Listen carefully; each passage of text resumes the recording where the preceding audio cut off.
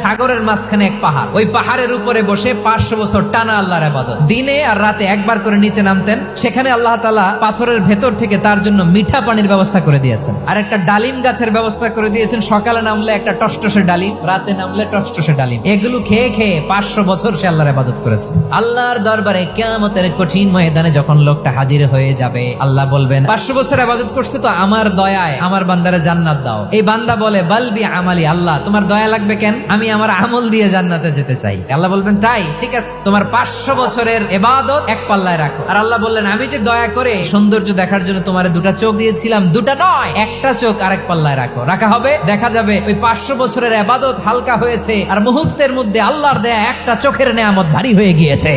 ফলাফল দেখো, হিসাব বলে তুমি এখন জাহান্নামে যাবা, যাও এবার জাহান্নামে যাও। এবার লোকটা কাচুমাচু করে বলে আল্লাহ এবার আমি বুঝতে পেরেছি তোমার দয়া ছাড়া দুনিয়ায় কেউ জান্নাতে যেতে পারবে না।